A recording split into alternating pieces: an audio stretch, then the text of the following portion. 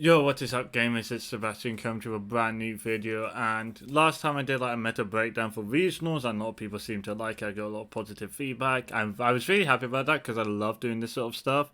So, back by popular demand, which is a first for this channel, I'm not gonna lie, we're gonna do another meta breakdown, but this time for the YCS Fine Fud. I'm not gonna put a Fine Fud there because people don't like Fine Fuds apparently, but anyways. Here we have the European Remote Duel YCS, looking specifically at Europe. The NA YCS is finishing top 16 in a few months, so that there's like time to, not in a few months, god that'd be awful, in January, so in like a month, so they have time to ship out like cameras and stuff to everyone who got top 16, so the live stream looks all nice and pretty. Cause if you like the European YCS, like, the finals was like, tower with like camera laid down, but you can see the tower versus like Herman Hansen's reader's clothes like hanging off the ceiling, right? So maybe like waiting a few months for top 16 might be better. We'll see, but it does mean that unfortunately like half the data is going to be missing from the NAYCS, which means that I feel like it's not. I feel like I don't want to touch that like yet. And by the time like we get it, it'll be like outdated information, I think. So if decide not, I'm just gonna focus on the European YCS. And so let's get into the round one breakdown. Right here we have a bunch of decks. Just real quick, like last time, there'll be a spreadsheet to all the deck lists down in the description below. So check out the description. If you want to see like the top in deck list, I don't have any of the deck lists because I don't care. But no offense to anyone who didn't top, you guys are all great too. But yeah, so top 32 order deck list will be down in the description below, as well as any deck profiles I could find. If I couldn't find a deck profile, I left the raid and trade screenshot. But there'll also be a dueling book link to which you can download the YDK. And there'll be a screenshot as well because the raid and trade picture is like a bit low quality. So this, I want to like have a screenshot too. But anyways, this was a round. Oh, by the way, I'm sorry if I'm like off track. I literally just got my booster jab. My arm like kind of hurts a bit. The guy did a bit rough. Normally he's like fine, but the guy did a bit rough. And there's like a bit more blood than usual, so like I don't know, I'm not like focused properly. That's my bad. But by the way, you guys should get your booster jab so you don't die to Omicron or whatever. Omicron these nuts. Oh, I'm comedy genius. But anyways, let's get into the actual point of this video. There'll be timestamps real quick again in the description. There'll be timestamps. So you can like skip to specific decks, or you can like skip to like the breakdowns for like hand traps, etc. Whatever, do what you want. Just be sure to go back, watch the whole video so I get the watch time and ad money. Smile. But day one, we see most popular decks for the Tri-Brigade Tenyi, Swordsoul Phantom Knights. These seem to be the top 3 decks of the format. That's sort of what I predicted would be the case. I thought PK would be better than Tenyi Swordsoul, but like we saw like last week, or I guess we didn't really see last week, but like with like the whole of Europe, PK doesn't seem to be too popular. That seems to be more of a UK thing. So so it kind of makes sense that Tenyi Swords would be more popular. Then we also see like Striker DPE and Invoked Dogma also being kind of popular, as well as like some of the kind of relevant decks being like Dragoon. We have Drytron, we have Hell Lich, we have First World, we have Flu Runderies, Evil Train, etc. There's sort of like all relevant decks to probably keep in mind. You also see like considering like look at how I don't want to be that guy be like, oh my god, this format's so diverse, because it's like kind of not, it's all those FTK decks. But like you see like this format is sort of diverse in a way where like even though like a lot of the decks do similar stuff, FTK, you have to have different sort of counters to these decks, which means you'll see that reflected in the side decks a lot. If you see like people playing this like 1 or 2 offs randomly in the main or side, this is partly why. So this is the top 32. We see once like Swordsoul and Tri-Brigade keeping us like the top 2 decks of the format. I mean Tri-Brigade is better, but you know, whatever. Seven's like good enough. Basically one less than Tenyi Swordsoul. I see Striker DPE and Invoked Dogma also making an appearance here. I think Invoked Dogma is like 4th best deck right now, I'm pretty sure. I really like how this deck feels. I also see like Tri-Brigade DPE, which is another cool deck we'll get into, and then like other like the sort of small decks. You have like 2 DPE Drytron, 1 Megalith, and 1 Pure, as well as like Prime Kid and a DPE Beetrooper deck. By the way, I'm no longer referring to these DPE decks as hero decks, mostly because everyone got mad at me for that. So, you know, by popular demand, I will back down. These are not hero decks. You see, Hero Beat plays like 3 hero cards. That's a hero deck, but, you know, DPE plays 6 hero cards. That's where we draw the line. So, you know, now I know. I apologize and I will do better. But, what was I saying? Anyway, so now let's get into the top 32 list. I'll be sorting these instead of going like 1st, 2nd, 3rd, 4th, etc. These will be sorted by decks. So all the Swordsoul lists will be clumped together, or the Tri-Brigade decks will be clumped together. Just so the video sort of flows better. Timestamps will be down below. Firstly, with Swordsoul, we have Mikhail Patuchas. If I mispronounce anyone's name, I'm sorry. I'm very bad at speaking. I literally got diagnosed with speech impediment C. Is that a word? I don't know. When I was a child, so I'm gonna use that as my excuse. But we have Mikhail Patuchas as 1st place with Tenyi Swordsoul. I'm probably gonna like rush through a lot of these because they're mostly the same. Let's be real.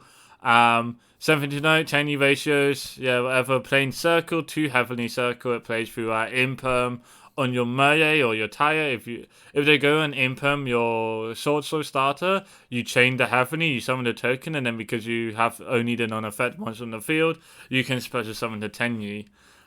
In the side, we see Dimensional Barrier. That's something I'm going to point out now because we might see that more. Next up, top 16 is El Madi Majub. Once again, seeing Heavenly Circle, but now we're seeing Vessel as well. Sort of similar Tenyi ratios, only 2 for shooter though. I feel like Tenyi list is like the same ratios except like 2 or 3 for shooter, pretty much. And then yeah, there's like pretty standard list. We see Crimson Blader in the side. I think that's based. Next up, we have Mattia Biliotti, Heavenly Circle without Vessel. It's the same list, but this time with Draco Berserker, which is nice. We also see Omega without Gamma, and we're seeing Protoss in the side deck. Now we have Riccardo Capielli with the Droplets side deck. I think Droplets is incorrect in Swordsoul. We see main deck Chalice. I think Chalice is the better card in Swordsoul because the hand advantage kind of matters. And some people have like this misconception. I'm not gonna say this guy did. Maybe he just like the negatives of droplets outweighs the benefits of droplets outweighs the negatives. Maybe that's why. But like you have some people saying, oh, does this guy the Tenyis? That's like kind of bad because the Tenyis are good when you can summon them and then have their effects as well. I'm not trying to say that's his reasoning. Like it could just be he realized, oh, the benefits is just better. But for like, I know personally, I'm not a fan of playing droplets in a deck like this because you sort of the hand advantage matters. It's the same with Zodiac. And any excuse to mention Zodiac I will, which is why I'm going on this tangent here. We see D-Barrier in the side again. There's quite a few D-Barriers. You also see one As one failure and you might be thinking, Among Us time? No, actually it makes a lot of sense because he's playing Chao Fang. It's actually searchable. I mean, that's kind of cool. So he's probably doing some combo where he goes like Chao Fang, Blackout. Blackout can pop the Chao Fang, pop 2 monsters the opponent controls, and then you can search like the hand trap that's relevant in that situation. So it's sort of like, yeah. Next up, we have Andre Searchley. Same as before, droplets in the main Chalice side. Now we have Alexis Sorkas, pretty much the same. We see Roddy Rose. I don't think there's been too many people playing Roddy Rose. I think Roddy Rose is sick. I think like Roddy Rose is definitely a card people should be playing, in my opinion. But yeah, Roddy Rose is a really sick card, really good for like grand games. You just, if you're able to crack a board, Roddy Rose means you don't get like, cause like the issue of like some combo decks is if you can break their board, but you don't OTK, their follow-up just kills you, right? Because they have everything set up. Roddy Rose is like a nice way to deal with that. Because like, against like PK or Tri-Brigade, you can just like get rid of all their resources, basically. Now we have Carlos Smith. He's playing the green Tenyi. As far as I'm aware, it's like the same as the blue one, but like 400 more attack. Maybe that's why. The blue one does have 2,000 defense. So just like, which one do you prefer? Like 400 more attack or like big booty? We also see, yeah, that's like pretty much the same list. Now here we have the Nick de Jong. This list is nice because it plays Dimension Shifter starters. I think Shifter's a very cool card. This is like, Shifter's like sort of like Lancer right now. I think Lancer's a really good card right now, which we see Lancer in the side deck as well. But I think Lancer's a very good card right now. And Shifter sort of does the same thing as Lancer, except it's better into Fusion Destiny. Because the days with Lancer is like you Lancer and then they go, okay, 30 DPE, like, and then cry about it. Right, but like Shifter, that's sort of like an answer. Stop, like for you can't 30 on the Shifter. Also, Fusion Destiny, like this hard activate is a lot worse under Shifter. Because it means like it's basically, oh, ban list, we ban Celestial, right? Because some people are saying, oh, you can ban Celestial and that solves the DPE engine, right? So Shifter's like basically a ban list against the DPE engine. We also see the one-off token collector in the side deck. This is for the mirror match, and if you notice, Shooting Visor Dragon. This card is sick. I mean, he's missing like 13 other cards in the extra deck to FTK. So I think the extra deck's just wrong. There's no Hulk, there's no Auroradon. But no, Shooting Visor's a good start. This card's actually sick because you can make in a mirror match, send Token Collector to the grave, and then you have Token Collector for the mirror match. I think that's sick. You also see 1 for shooter instead of 2 for shooter. It's a bit of an unusual Tenyi ratio, and by unusual I mean there's 1 card difference. Some people playing Summit, some weren't. Some weren't. Haha. It's whatever. I don't care too much about Summit. I think like Summit's like nice because if you play it's like a lot easier to OTK. You also see in the Nick's Astro deck we see Shen Shen. I'm pretty sure this is the only list playing Shen Shen, also the only list playing Shooting Visor. Shen Shen's cool, you just like FTK a bunch of decks if you make it. But anyways, onto Pure Swordsoul by Vladis Baranovskis, or I apologize, this is actually Telenites. My bad, I'll do better. We see like Shifter, cool card once again. In Pure Swordsoul, you have more incentive to play Shifter because you can argue that like Shifter's kind of conflicts with the Tenyis, but if you don't play the Tenyis, there's like no reason not to play Shifter, I think. And if you notice, another cool thing, like, okay, last list was playing Roddy Rose, this list also playing Roddy Rose. Another cool interaction with Shifter in Swordsoul is you can Shifter or whatever, but like, if you draw it mid-game, normally it's like, oh man, I drew Shifter mid-game, that's such a dead draw. But with Roddy Rose, you can banish your whole grave, which makes Shifter live so you can activate it again, which I think is a very cool interaction and probably comes up. We see this is very good deck ratio. This is like what the guide would, like, if you get a beginner's guide, when you get a starter deck, this is like how, this is the deck they tell you to build, 20 monsters, 10 spells, 10 traps. There's a reason why they tell you to build a deck like this, because it's correct, this is the most based way to build it. Not really much to say. Oh, we have Sigma. Final Sigma is cool. Sigma these nuts or whatever. That I don't know why I said that. I'm sorry. Omega, which you with the Gamma package in the side, it's like kind of cool as well. Or you can just hard make Omega. Quite a few Swordsoul lists for playing Omega without the Gamma package, because you know just hard make this hard make it 5-head. I also see 3 Blackout. More so because this is pure Swordsoul, like it's the sort of just plain trap control. Now for Tri-Lyrilusc, we're going to start off with what I'd like to say is a pretty standard list. This is kind of close to how I built it, except not similar at all. But But like main deck Oath is cool. I think like main deck Oath answers board breakers really well. And this deck just naturally plays good into hand traps. So this, like, if you play Oath, you'll have like an answer to hand traps being UDF, and you have an answer to board breakers being Oath. There's also the DD Crow, which is searchable off Vesato or Starlink. You have like Droll main deck. There's like Talents main deck. None of the consistency spells. Just like Talents is like kind of like not really, but I know that like Desires or Small World or Prosperity. Just opt in to match out on engine and non-engine rather than playing like a pot. In the side deck, it's like we see Featherstorm or like nothing exciting, but we do see Wind in the extra deck.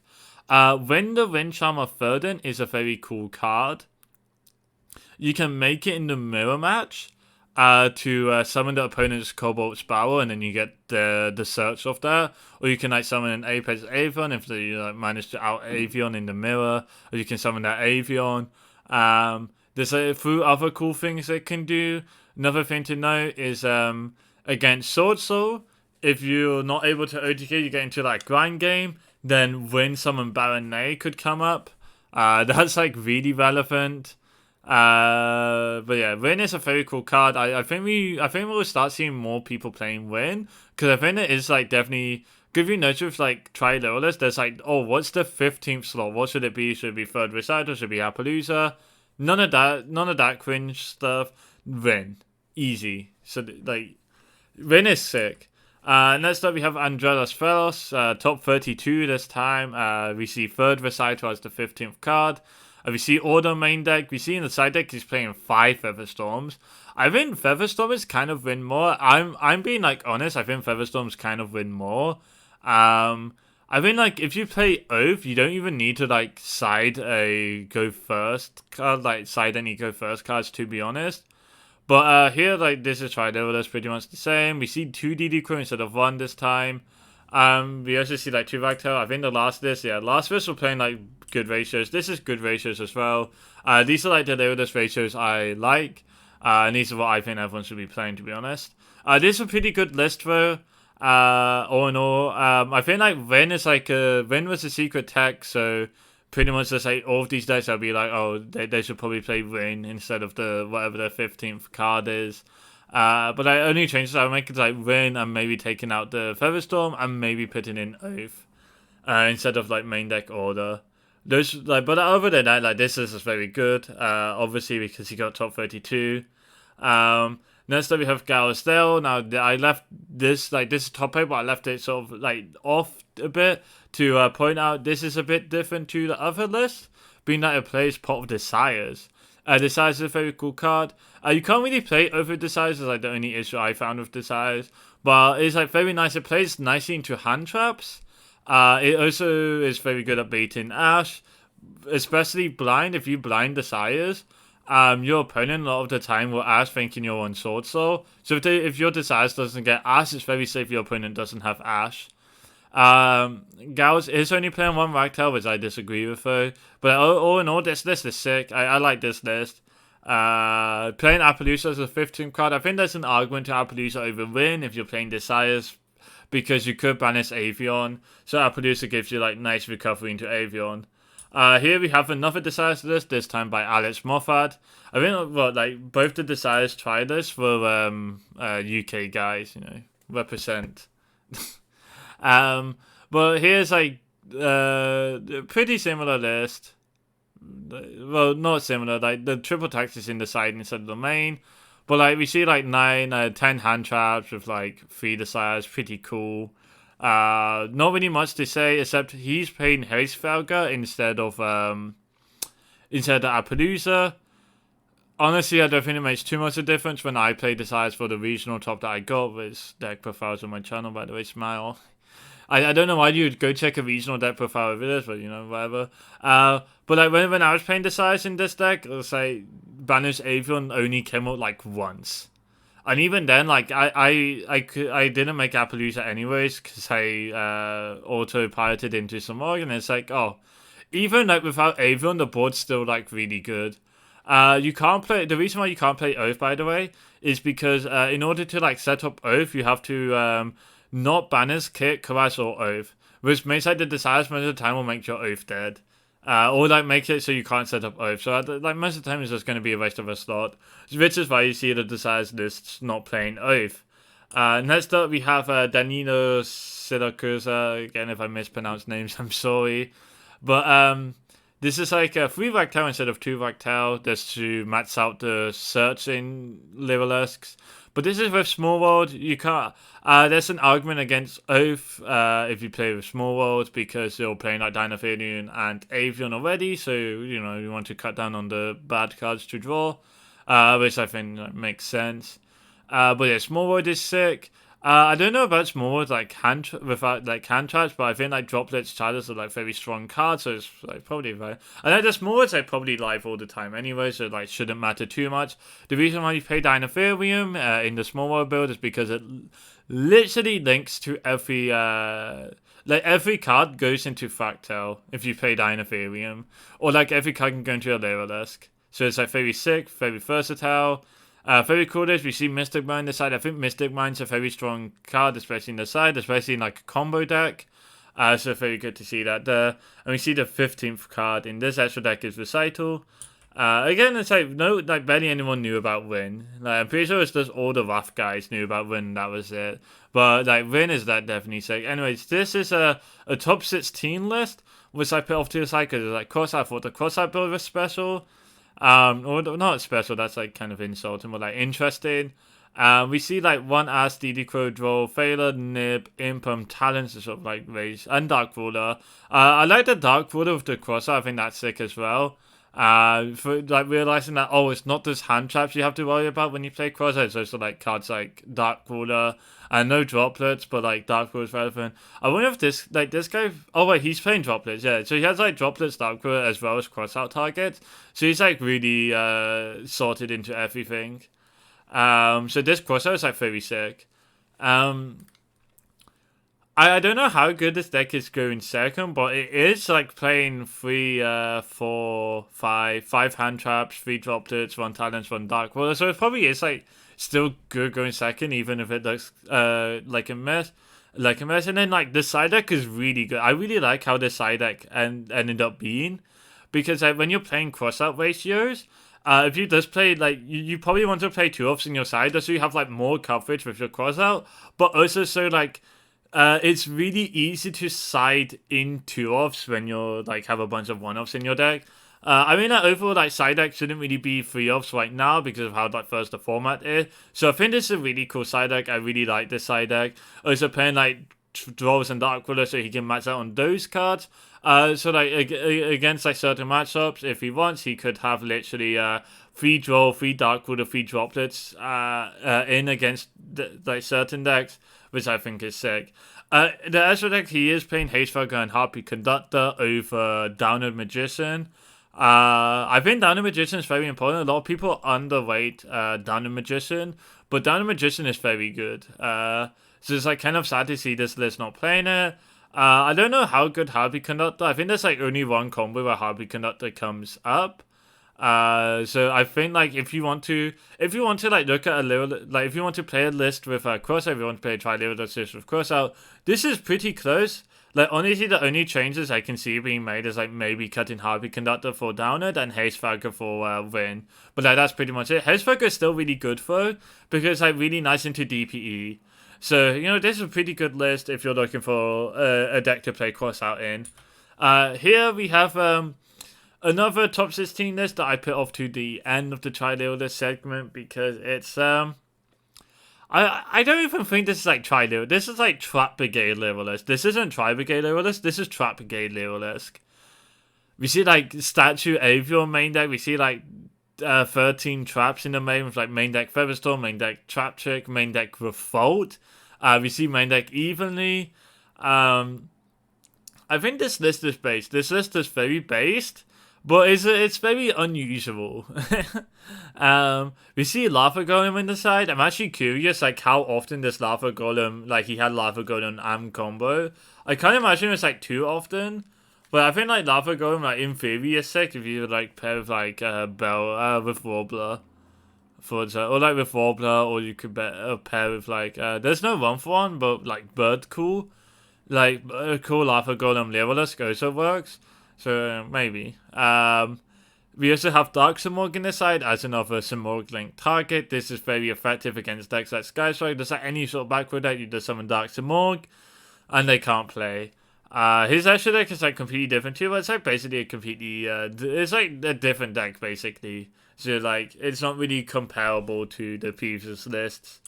Now, so talking of Tri-Brigade and based, we have Casey Woodward's Tri-Brigade DPE. Sick deck. It's like, it feels sort of like Trisu, where like it feels like pure Tri-Brigade with DPE because that's what it is. But I really like pure Tri-Brigade, like how flexible you have. Let's see, 1, 2, 3, 4, 5, 6, 7, 8, 9, 10, 11, 12, 13, 14, 15, like 16. 16, 17 and non-engine like slots if you don't count Fusion Destiny, and if you don't consider that Foolish Burial sucks, that's like 17 like hand traps or board breakers, or like hand traps, Chalice, Coolby, like that comes at 17. And then you have like space for Fusion Destiny, Plasma, Celestial. Very sick deck, very cool concept. You may be thinking, how do you get Revolt and DPE? Well, what you do is you summon Bear Bloom, and then you summon like Furte, and you got like Furte summon DPE, and then you use DPE to pop itself and Bear Bloom, and then that gets you like DPE and Revolt, and I think that's very sick as well, very cool play. We see Zeus in the extra deck with the Melfi rank 2. The optimal rank 2 to play in pure Tri-Brigade is like $15 for no reason. So yeah, I would, if I was playing this deck, I would play the Melfi 2. I'm gonna be real, but like there is some more optimal rank 2, but it doesn't like, I don't think it comes up too often, so it like shouldn't matter too much. We do see no material in the side deck, which is cool. I don't know why. It's like, but you know, cool card. Maybe it's like very good. Like I can imagine it's like probably good into Trevor Beanie. Maybe it's good into Tri-Brigade. I'm not too sure. I'd love to know like more. I'd love to have like more insight on that. But you know, I think no material is interesting. Maybe worth testing. And next up we have another Tri-Brigade DPE. With a slightly different list. Let's see. This list didn't play.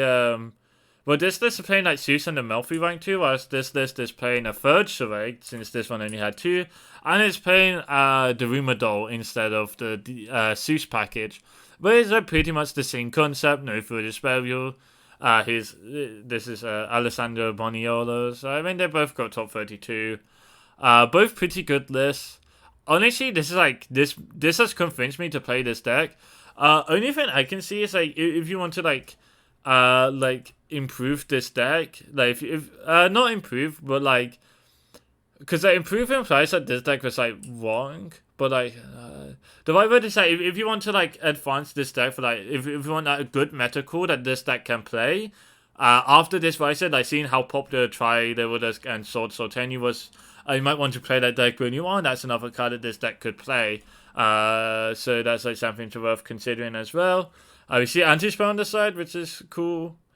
Not too many people playing Anti-Spell. That was really popular in Swordsoul from regionals.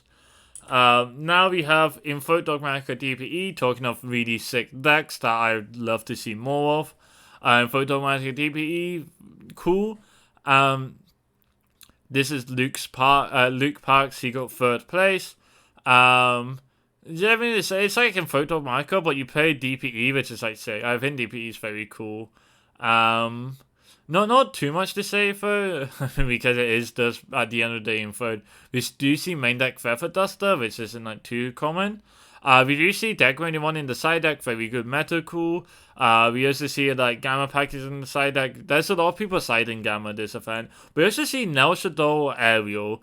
And the interesting thing about Nel Shadol Aerial is that Punishment can send an App Cologne to grave from your extra deck, and then App Cologne effect can trigger to add Aerial and then send Aerial to grave, which triggers the Aerial to banish 3.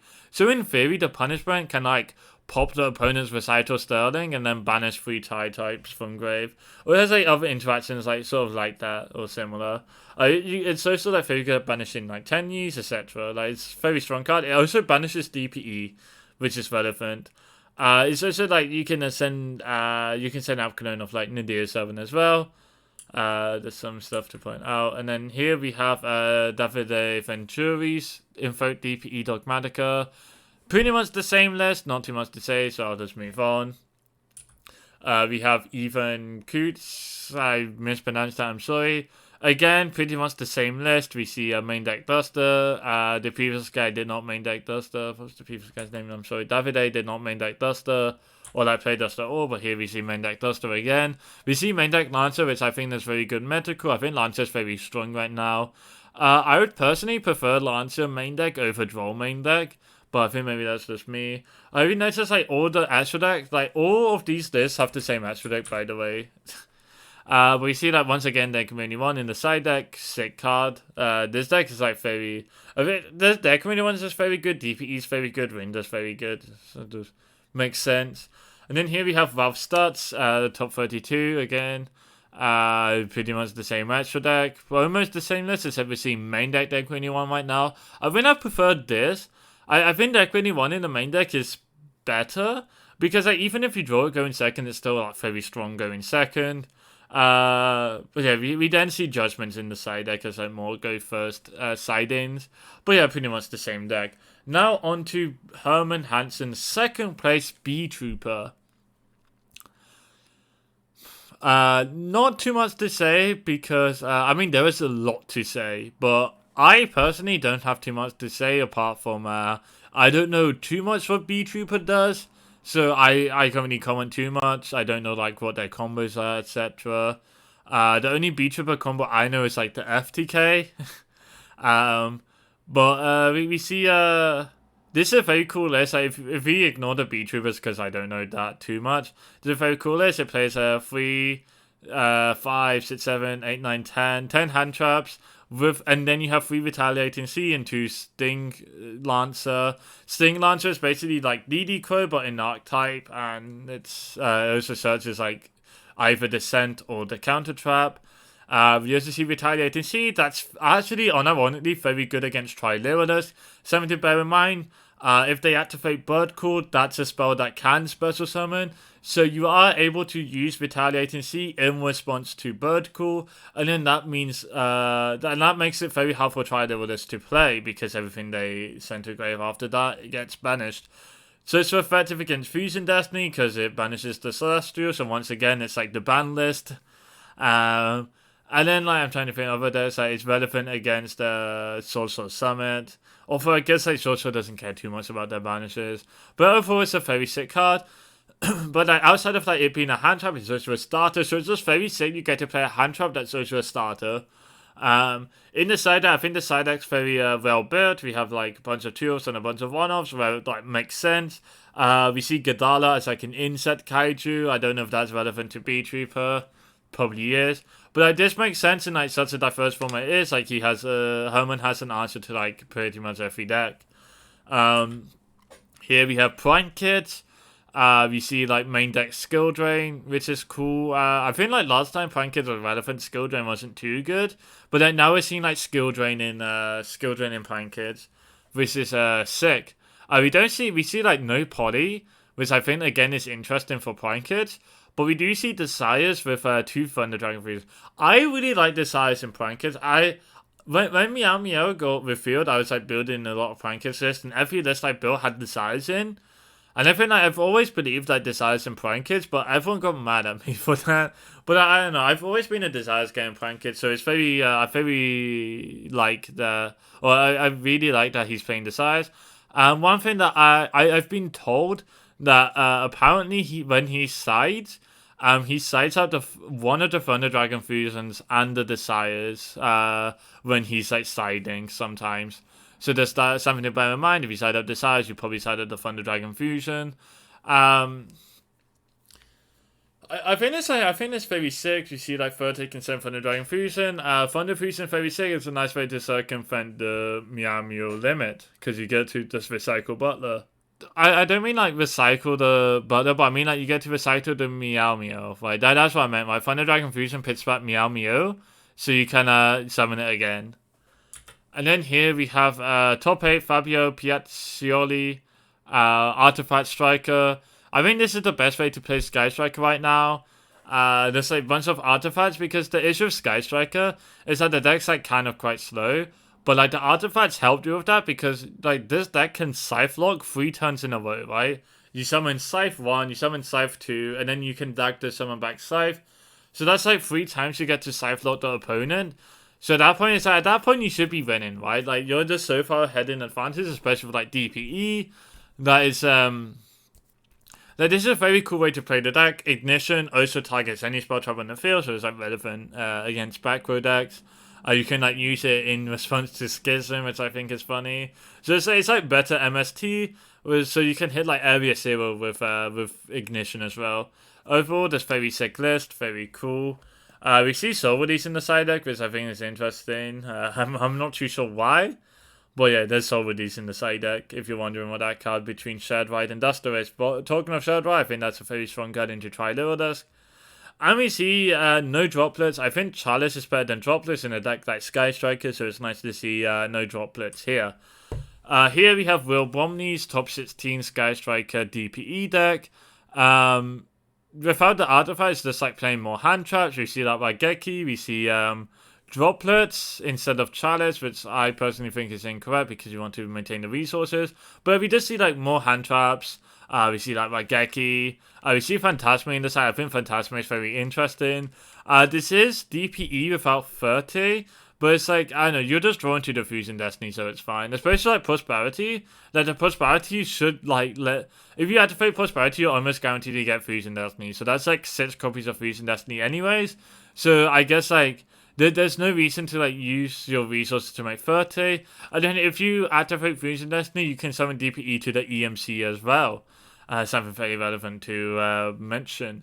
We see Phantasma in the side deck. I think that's interesting. And like we see Evenly in like quite a few decks that doesn't play Zeus. So I think that's very sad. I think Evenly is very strong right now, especially if you can like force out Apex Avion, which a deck like Sky Striker should be able to easily force out Apex Avion against Tri-Lyrilusc. So I think like that's a very strong counter. Again, like with like Baronet as well, like there's like very easy again into Swordsoul to force out the Baronet, and you just activate Evenly, and that's just shits on the board. Next up we have Anki Su's top 32 Sky Striker hero deck. Pretty similar, but it's just like a bunch more hand traps instead of artifacts. We see Gamma Seal on the main deck, which like there's an issue with DPE and Striker. Like no, like I'm not saying this part because DPE and Striker is very, very good. The issue is in the Mermaids DPE can end up like meaning you get a monster clogged in your main monster, so more often than not. So there's something bearing in mind, and Gamma Seal is like a nice way to sort of punish that, where you can just like Gamma Seal the DPE, and then they cry about it. So yeah, I think Gamma Seal is very cool. Sky Striker was the 4th most represented deck in Swiss. So it makes sense that we see, it makes sense that main deck Gamma Seal did get rewarded in a Striker deck. We see, so yeah, that was a very cool meta call. We see side deck once again, we see Dimensional Barrier again.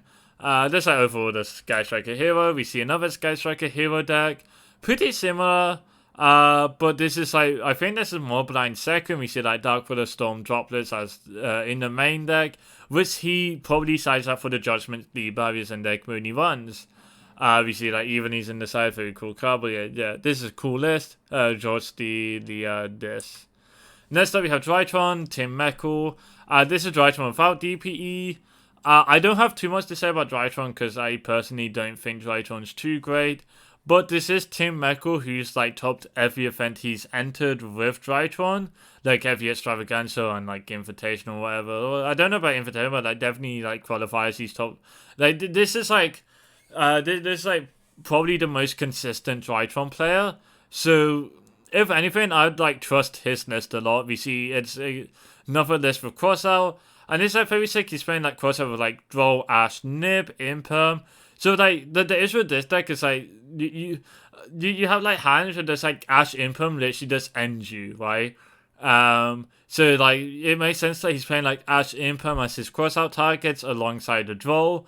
Obviously he's maining free draw because it's just a very good hand trap right now. So like this Crossout is like very effective in Drytron here. I think it makes the Drytron deck sick.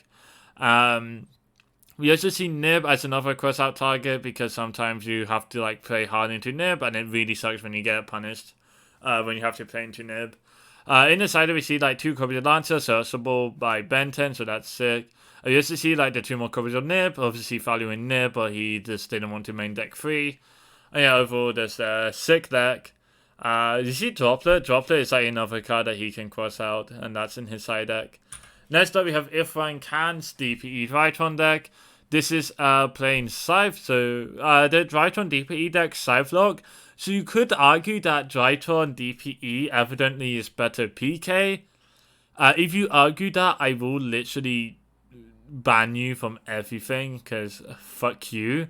But I mean, it's like probably true, unfortunately. But yeah, we see like, I don't know, very cool list. We see because this deck basically FTKs if it resolves combo. His like non-engine cards are stuff like Dark Ruler because they're very strong blowouts going second. So he has like going first and going second covered. We also see a pre-prep with the Herald of Perfection instead of playing Herald of Ultimateness. Talking of Heralds, oh, by the way, Lava Golem in the side deck, there's something I want to point out, because this deck doesn't really normal summon outside of Definer, so Lava Golem is a very sick raid, because it does break the Tri-Brigade board very nicely. And we also have, like, Lancer in the side deck. 1 Lancer is, like, fine, because it's searchable. And also you can get it off Dagda, which is relevant. But anyways, talking of, what was that translation? Oh yeah, Herald. This is a list without any Heralds. And in fact, it's side in 1 Orange Light, and that's, like, the only Herald. Oh, and Arc, whatever. But, this is a list without Ritual Herald. I think this is another interesting way to play it. This is more faithful to PK, because it's sort of just, like, more like, oh, you definitely don't have a hand trap. Smile. There is an issue with DPE with looking at Dasher here. Like, we see Plasma here. I think Plasma is better. The issue with, like, Dasher is that if you resolve Dasher, you basically Vanity's Emptiness yourself, because you can't use your Drytrons. And in fact, we saw Ifran Khan lose in top 8 on Father's stream, because I think it was Herman Hansen was his opponent. DD quote his DPE, which forced him to summon a Destiny hero. Like, obviously he'd summon Celestial because he couldn't summon Plasma with DPE effect. And then because he summoned a monster that could be normal summon, he was basically Vanity's Emptiness. So if a lot of people like playing DD Crow, it's probably something to keep in mind. If your DPE gets DD Crowed, you are basically Emptiness, dude. But yeah, this is a very sick list either way. We see like Appaloosa as well. Appaloosa, like, I don't know, maybe his board ends with like Appaloosa. I don't know Drytron lines too well. We see like Terraforming with like 2 Field Spell, which I think is interesting, as well as like 2 more Mystic Mines in the side deck. But yeah, also plays Draconets. Draconets is sick. Here we have another Drytron list, but this time Megalith by Sebastian Blum, who got top 32. The only thing I know about Megaliths is that Nim Nim misplays with it or in the progression series. That's like the only thing I know about Megalith. And apparently you can't like use some of them to summon certain ones because there's like the Pebble Wall or something. I don't know. I mean, this is cool list either way, except it's not because I don't like Drytron. But yeah, this is I'm sorry, but there's like not too much I can say about this because I'm just not familiar with this deck too well. But stuff I am familiar with, he's playing Dragoon. Only person who top playing Dragoon. Let's talk about Destroyer Venus Enforcer, the much better card. Which, you know, everyone gets mad when I said DPE was better than Dragoon, but, you know, cry about it. 31.1% of people that entered the tournament were playing DPE. And then we look at the people who topped. 13 out of 32 people in Top Cut were playing DPE, which means that it increases from 31.1% to 40.6%. It has a net positive conversion rate, which is like good. It shows that DPE is a good card. Now, if you look at this, right, the 2 most popular decks in the format right now, both are decks that can't really play DPE or like shouldn't play DPE because it's incorrect. Something to note: 4 people did enter a Swordsoul Tenyi DPE. If you want to know how many Swordsoul Tenyi DPE made it to day 2, the answer's 0. That's what I've been told at least, but I'm pretty sure the answer's 0. according to my information at least. So there's something to point out. If anyone's like, oh, well, you can play Swordsoul Tenyi DPE, don't, it's bad. Evidently. So the two most popular decks right now doesn't play DPE, and despite that, it's still like 40% representation in Tapka. If we ignore the Lyrilusc and the Swordsoul Tenyi decks, that's like 17 decks in Tapka that could play DPE, 13 of which played it, which means like 76.5% of Tapka that could play DPE were playing DPE. But that's sort of that's like sort of, oh, if we just it's like, oh, if things were different, things would be different. Like, let's just finagle the statistics a bit. Like, so I can understand like 76.5%, probably not a good statistic here, but something I wanted to point out because it makes my argument that DPE is better than Dragoon like a better argument. Here we have hand trap breakdown, and we see most popular hand trap in Top Cut was Imperm, followed by Draw, followed by Nib, then Ash, then Failure. That's like main deck plus side deck. If you look at specifically the main deck, the most popular deck in the main was Imperm, followed by Ash, which like Imperm and Ash saw like no play in the side deck. There was like one person that sided Imperm and one person that sided Failure, but most of the Imperms, Ashes, and Failures were main deck. And then we see a significant drop-off in the main to Nib and Draw, which saw a lot less play in the main, but a lot more play in the side. You just saw like 10 main deck DD curve, 16 in the side. If you look at the most sided hand traps, we have Draw, obviously, followed by Nibiru, just like, so like Draw, Nib, Lancer, I would imagine like makes sense to a lot of people. These are like, sort of the three like, oh, these are like the three like big blowout hand traps at the moment. So it makes sense that they're the most sided hand traps because you decide them in for the right matchup. We see this is followed by Gamma, which saw a lot of play in the side deck. Maybe because Gamma's like not so good going first, but it's very good going second. That might be why. So you decide it in when you're going second. We see DD Crow did see a lot of play in the side decks. Like, it was in the main of Tri-Lyrilusc, but it's like specifically in the side of like Swordsoul Tenyi and DPE Dogmatika. We then see like Token Collector was a popular side card as well in some decks. Next up we have Board Breakers. You see there's a lot less Board Breakers overall, but most popular Board Breaker was Droplet, most popular anti-back row Board Breaker was Cosmic Cyclone. In terms of like back row removal, it's like Cosmic, then Storm, then Trinal, like most popular. In terms of like general does anti-combo, it's like goes Droplets, then Evenly, then Chalice. Something to note, actually this statistic is like kind of I kind of messed up making this, and I won't make this mistake again. But there was 15 people playing, there were 17 people playing Duster, and 13 people playing Red Reboot, which this statistic doesn't really cover. It doesn't really highlight that really well. Duster and Red Reboot were very popular as well. Like, almost half of Top Cut was playing Red Reboot, and slightly over half was playing Harpy's Feather Duster. There's something to bear in mind as well. If we look at most popular board breakers in the main deck, we see it's mostly just anti-monster stuff.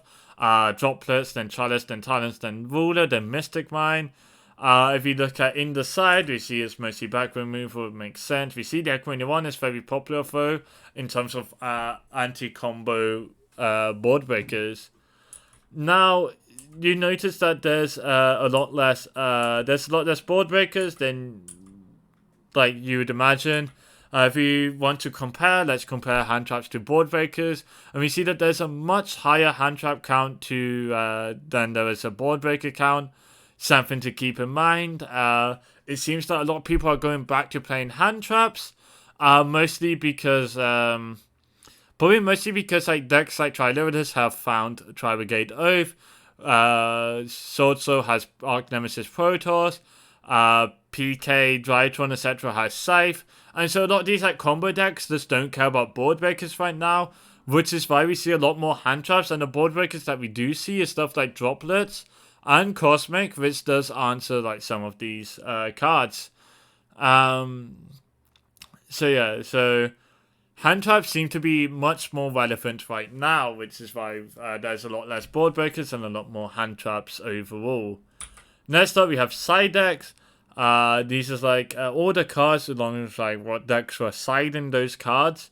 This is sorted by the amount of cards sided. Let's just make it bigger so you guys have a better image. We see the most popular sided cards draw, followed by Cosmic, followed by Nib, then Lancer, then Trin. These are most popular by the amount, not so much by how many people were siding those. If we want to look at how many people were siding, these were the top 10 hand traps in Top Cut. The most sided still, 22 people played Draw, 19 played Cosmic, 17 played Nib, 15 played Duster, 13 played Reboot, then 12 Order, 11 Lancer and Storm, 10 Tristers, and 7 people sided Judgment. And then that's like top 10 side deck cards. Yes. Next up, certain tech choices that I thought were relevant to point out. Firstly, Imperial Order. A lot of people got upset with Mikhail Petruchas for Imperial Order in the finals, though to be honest, Order didn't matter too much in the finals. But I figured that, it's probably worth pointing out Order anyways. 19 people out of 32 that topped were on Order, either in the main or the side deck. I got a bit of a headache.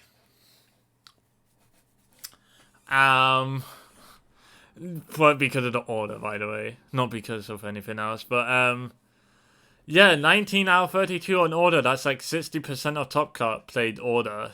Good card, thank you, Polo. Next up, we have DPE answering. We already touched on this, but like 40% of Top Cut were on DPE. This next one is a bit of a mistake. I did Small World.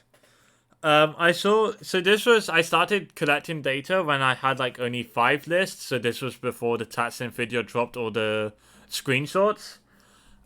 So I saw like one guy, Danilo Siracosa, playing Small World, and I was like, okay, I'll keep a track of Small World, especially because I think Small World's a very interesting card. I think it's very cool. So I want to see like, how many people playing it. Like last time I looked at Small World, we saw like the Dinosaur Let's playing it. So I thought, you know what, this would be a good idea. No, Small World really dropped in popularity. Yeah. Not really too much to say about this, as most people are not playing Small World. Next up, we have Zeus. 12 people out of 32 were on Zeus. Pretty simple, right? Like, there's not too much to say about this. The decks that have Etsy's monsters played the good Etsy's monster. Mind blown, right? Next up, we have part 2 of tech choices. There's more like specific stuff, specifically to Swordsoul, to which we saw Protoss in every list. I know some people are like, oh, I don't like Protoss in Swordsoul, it feels win more, or whatever, but it's consistently been in every single Swordsoul top that I've seen so far. And last time I looked at Protoss, it's like, oh, I only had Tenyi stuff, and it's like, obviously playing Tenyi, but I don't know about Pure, but Vlad also played it in Pure. So, clearly it's also a card you play in Pure. Next up, looking at specifically the Tenyi Swordsoul, we have Heavenly Circle, Vessel, and both. Notice that for both, the decks that played both I didn't include in the specific Circle Vessel. So that is 8 people in playing Tenyi Swordsoul were playing Circle, but 6 people were playing only Circle, 0 people were playing only Vessel, and 2 people played both Circle and Vessel. If we look at Tri-Lyrilusc, we see Featherstorm. Only 1 person didn't play Featherstorm, and then 5 people said it, 1 person mained it. We see Oath had like the reverse, where only 1 person played Oath, and everyone else didn't play Oath. I mean, Oath is a very cool card, but you can't really play an Oath in like Small World or Desires, so that probably had part to do with it. Also, with like less board breakers being played, Oath does lose some value. So that's something to keep in mind. But everyone did play DD Crow in their Tri-Lyrilusc list, which is relevant because it is searchable by Recital Sterling or by Cobalt Sparrow.